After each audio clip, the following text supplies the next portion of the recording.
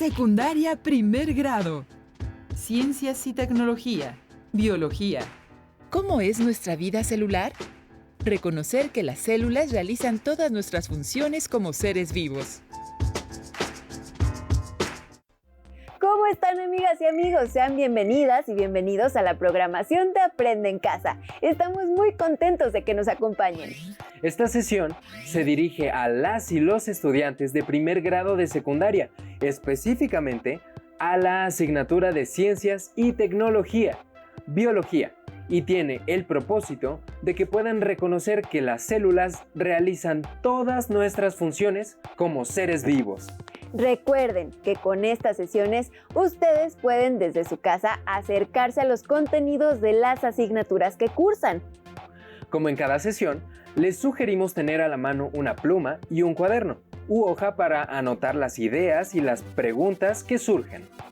Al finalizar la sesión, intégrenlas en su carpeta de experiencias para que al regresar a la escuela las presenten a sus compañeras, compañeros y docentes. Esta carpeta les será de mucha ayuda para su crecimiento personal y para que puedan seguir aprendiendo cuando regresen a su escuela, una vez que superemos exitosamente esta situación. Entrando en materia, como ya han visto, las células tienen un tamaño microscópico, son de distintas formas y se agrupan formando los tejidos. Ahora bien, para saber cuáles tejidos son característicos de las plantas y cuáles de los animales, las y los invitamos a ver el siguiente video. ¡Tomen nota! Todos los seres vivos estamos conformados por células. Tanto las plantas como los animales, incluyendo al ser humano, estamos formados por células. ¿Cuáles son estas células y cómo se organizan en un organismo pluricelular? ¡Vamos a averiguarlo! Gracias al microscopio, se ha podido identificar que los organismos pluricelulares se componen de varias células especializadas que al agruparse conforman diferentes tejidos. Asimismo, se sabe que existen algunas diferencias entre las células y los tejidos de las plantas y de los animales. Así pues, las células vegetales tienen una pared celular rígida formada por celulosa, un núcleo y varios organelos especializados rodeados por membranas como los cloroplastos y las vacuolas. En una planta existen diversos tipos de células, por ejemplo, las que forman el tejido de la corteza, cuya función es de protección, las células que forman el tejido conductor, que se encuentran en el interior de los troncos, tallos y nervaduras de las hojas, las células que forman el tejido de crecimiento, presente en las puntas de las raíces y los tallos, y las células que forman el tejido protector o epidermis, que cumplen una función protectora en las hojas y tallos jóvenes. Ahora vayamos a conocer las células animales y los tejidos que puede formar. Las células animales, a diferencia de las vegetales, carecen de pared celular y vacuolas. Tienen una membrana celular y un núcleo, organelos como la mitocondria y el aparato de Golgi, y estructuras como los ribosomas. En los animales, la riqueza de células especializadas es mayor que en las plantas. Estas células se agrupan en 4 tipos de tejidos que son el epitelial, el muscular, el nervioso y el conectivo. Las células realizan funciones específicas en cada tejido que conforman.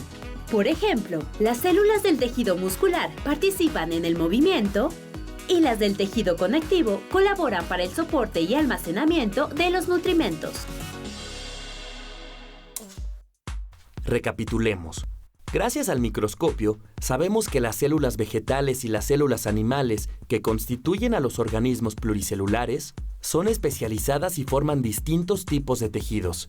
En las plantas, por ejemplo, encontramos que pueden formar el tejido que permite que crezcan las puntas de las raíces y de los tallos. Y en los animales, encontramos que pueden formar tejidos como el nervioso o el epitelial. ¿Te imaginas cuáles son los tipos de tejido que hay en la lengua y qué funciones tienen? Te invito a buscar esta información en Internet. Gracias al microscopio se han podido identificar, entre otras cosas, las diferencias entre los tejidos de las plantas y los tejidos de los animales. Asimismo que en el caso de los seres humanos, la piel está formada de tejido epitelial. Anoten las siguientes preguntas, respóndanlas e intégrenlas a su carpeta de experiencias. ¿Cuáles son los principales tejidos de las plantas? ¿Cuáles son los principales tejidos de los animales? Como han visto, en el interior de las células hay estructuras aún más pequeñas. Ahora, a través del siguiente video, conozcan las 3 principales. Tomen nota de sus características y funciones. ¿Sabías que hasta que se inventó el microscopio electrónico, fue posible ver las estructuras celulares como la membrana celular, el citoplasma y el núcleo? Estas estructuras llevan a cabo funciones que contribuyen a mantener vivas a las células. Vamos a conocerlas. La membrana celular es la estructura que envuelve a la célula y la separa del entorno. Tiene un grosor de 7.5 nanómetros, por lo que solo es visible a través del microscopio electrónico. Está formada por 2 capas de lípidos e intercaladas tiene proteínas, colesterol e hidratos de carbono. Conserva la integridad de la célula, aislándola del medio y de otras células. Tiene permeabilidad selectiva, ya que posee la capacidad de regular la entrada de sustancias nutritivas. Y posee receptores químicos o proteínas de reconocimiento para recibir señales y permitir la interacción entre las células. Cabe resaltar que estos receptores también pueden identificar a las hormonas y responder de manera específica, inhibiendo o estimulando las actividades internas, como el crecimiento de la célula o el inicio de la división celular. El citoplasma se encuentra entre el núcleo celular y la membrana celular. Cuenta con una porción soluble que se llama citosol, formada por agua, proteínas y sales inorgánicas, y en la cual se lleva a cabo la degradación y síntesis de moléculas como la glucosa. En el citoplasma flotan los organelos, y también se encuentra la red de filamentos que le dan forma y organización interna a la célula y que permiten su movimiento. A estos filamentos se les denomina citoesqueletos. El núcleo se encuentra en las células eucariontes. Está formado por una membrana que contiene el material genético que participa durante la reproducción celular y es el centro de control de la célula. A su vez, la membrana nuclear está formada por una doble capa con poros que permite el intercambio de sustancias para la correcta regulación de la expresión del material genético. Si bien la célula se considera la unidad de vida más pequeña, la ciencia ha podido comprobar que posee estructuras aún más pequeñas, como la membrana celular, el citoplasma y el núcleo. Asimismo, las funciones de dichas estructuras contribuyen a mantener a la célula con vida, pues la protegen, seleccionan las sustancias que requiere, mantienen los nutrientes que necesita y regulan su crecimiento y reproducción. ¿Qué otras estructuras celulares contribuyen a mantener con vida a la célula? El conocimiento de las células se ha incrementado gracias al uso de microscopios cada vez más potentes, mismos que han permitido conocer su tamaño, composición y funciones. Anoten y respondan las siguientes preguntas.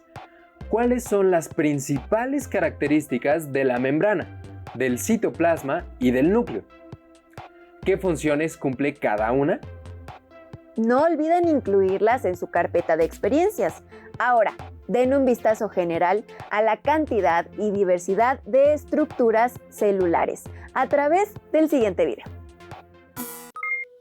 ¿Sabías que existen organismos formados por solo una célula, como las bacterias, y organismos que estamos formados por millones de ellas, como las plantas? La célula es la unidad más pequeña que forma a los seres vivos. A su vez, cada célula tiene diversas estructuras que le permiten realizar funciones como nutrirse o respirar. Te invito a conocer los diferentes tipos de células que existen y sus estructuras básicas. Por sus estructuras u organelos, las células se dividen en 2 grandes grupos, las eucariontes y las procariontes. Las células eucariontes se encuentran en organismos unicelulares como los protozoarios y algunas algas, y en pluricelulares como hongos, plantas y animales. Se caracterizan principalmente porque tienen un núcleo, el cual es una doble membrana denominada envoltura nuclear, que rodea al ácido desoxirribonucleico o ADN, que recibe el nombre de cromatina. La cromatina puede estar dispersa en el núcleo o bien condensada en los cromosomas, como los ribosomas, que participan en la síntesis de proteínas. El nucleolo, que se encarga de sintetizar el ácido ribonucleico, también llamado ARN, y que a su vez participa en la elaboración de proteínas. El aparato de Golgi, que procesa, empaqueta y distribuye proteínas y lípidos para formar las membranas de otros organelos. Las mitocondrias, que ayudan a generar energía para la célula. Las vacuolas, que regulan el grado de acidez celular y degradan y almacenan moléculas. El citoplasma, que ocupa toda la célula y que es la región donde se efectúan muchas reacciones metabólicas y donde flotan los organelos. El citoesqueleto, que da forma y movilidad a la célula. Y la membrana celular, que separa la célula de su entorno, regula la entrada y la salida de sustancias y contribuye a dar forma y movimiento a la célula. Por otra parte, las células eucariontes tienen organelos que se comparten, pero cuyas funciones son diferentes. Por ejemplo, el retículo endoplásmico liso, que en la célula animal sintetiza las grasas y almacena calcio, pero en la célula vegetal participa en la generación de la glucosa. Y el retículo endoplásmico rugoso, que en la célula animal participa en la síntesis de proteínas, mientras que en la célula vegetal participa en la producción de fármacos. Finalmente, las estructuras y organelos que solo poseen las células de las plantas son los cloroplastos, que absorben la energía solar y la transforman en energía química. Y la pared celular, que da forma y rigidez a la célula. Ahora veamos las estructuras y organelos de las células procariontes, mismas que conforman a los organismos unicelulares como las bacterias. La característica principal de estas células es que no poseen núcleo, por lo que el material genético se encuentra disperso en el citoplasma, específicamente en una región denominada nucleoide. Estas células poseen algunas estructuras y organelos con las mismas funciones que en las células eucariontas, como el citoplasma, los ribosomas y la membrana celular, pero además tienen organelos propios como el flagelo para el movimiento y la conjugación sexual, y los mesosomas que permiten la replicación del ácido ribonucleico conocido como ARN. Si nos preguntamos qué tienen en común organismos vivos tan diversos como seres humanos, plantas, animales, bacterias, protozoarios y amibas, sin duda la respuesta correcta es que todos estamos compuestos por células. Aunque las células de plantas y animales comparten estructuras y organelos, cuya función puede ser la misma o variar. Y las células de plantas y bacterias poseen estructuras y organelos únicos. Y ahora que sabes esta información, ¿cuáles son las estructuras y organelos que comparten las células de los hongos y las células de las plantas? Como pudieron ver, hay muchas estructuras que hacen la diferencia entre plantas y animales. Lo interesante es que sepan que son más las características que compartimos. A continuación, a través del siguiente video, podrán ver por qué la célula es nuestra unidad en 3 sentidos. Tomen notas. La diversidad de seres vivos es una de las riquezas de nuestro planeta. Si observas a tu alrededor, verás que todos tenemos múltiples características. Pero lo más increíble es que sin importar nuestro tamaño, color o forma, tenemos una característica común. ¿Sabes cuál es? Efectivamente, todos estamos formados por células.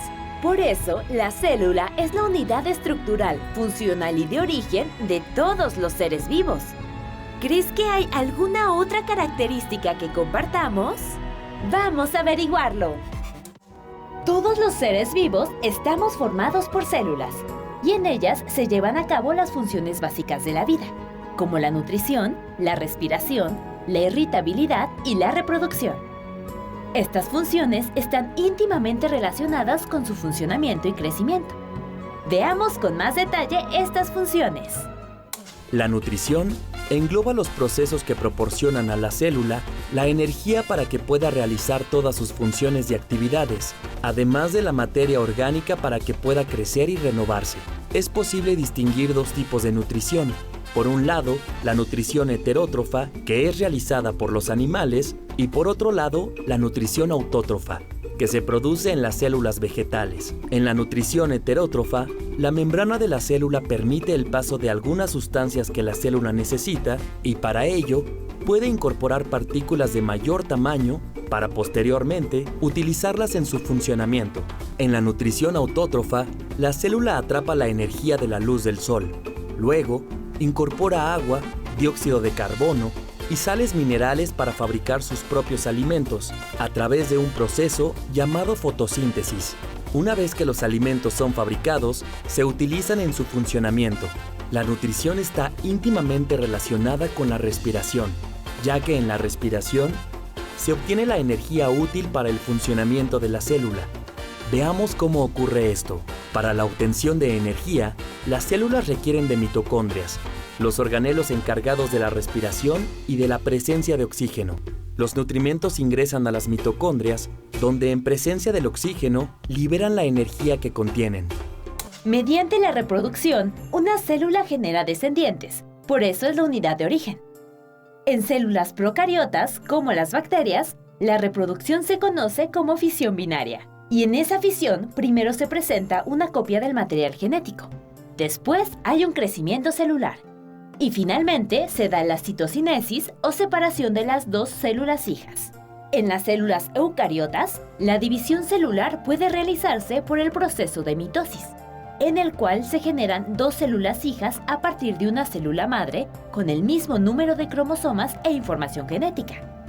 O por meiosis, que forma 4 células hijas con la mitad de cromosomas que la célula madre. Los organismos pluricelulares, como los seres humanos, somos producto de muchas divisiones mitóticas de una sola célula, la cual se llama cigoto. Esto implica que todas las células de nuestro cuerpo provienen de una célula madre y guardan una copia idéntica de información hereditaria. Posteriormente, las células se diferencian en tejidos con funciones específicas. Cada segundo, nuestro cuerpo produce unos 25 millones de células por mitosis. Pero no todas las células se reproducen así. Por ejemplo, las células de nuestra piel mueren casi a diario y son reemplazadas por medio de nuevas divisiones mitóticas. Mientras que las células de nuestro sistema nervioso son prácticamente las mismas desde que nacemos. Todos los organismos vivos nos componemos de una o más células. Por esto, la célula es la unidad estructural de los seres vivos. La célula también es la unidad fisiológica, pues en su interior ocurren las funciones necesarias para la vida. Por ejemplo, consigue nutrimentos, los digiere y después los elimina. O bien, utiliza oxígeno y produce dióxido de carbono. También crece, se reproduce y muere. ¿Imaginabas que los seres vivos, siendo tan diferentes, tuviéramos tanto en común? A lo largo de esta sesión, vieron que todos los organismos estamos formados por células que realizan las mismas funciones que ustedes y los demás seres vivos. Que toda célula crece, se mueve, se nutre, respira, absorbe y elimina agua y sales, se reproduce, envejece y muere. Y que las células de las plantas tienen la capacidad de producir sus propios alimentos. Ahora, las y los invitamos a que expliquen con sus propias palabras por qué se le considera a la célula como unidad estructural, fisiológica y de origen de todo ser vivo. Posteriormente, guarden su explicación en su carpeta de experiencias, junto con sus notas, respuestas y reflexiones, para que puedan compartirlas con sus compañeras, compañeros y docente cuando regresen a la escuela. Para saber más sobre este tema, les recomendamos que consulten el Diccionario Visual Altea del Cuerpo Humano de María Punzel. Comenten lo que aprendieron en esta sesión con su familia.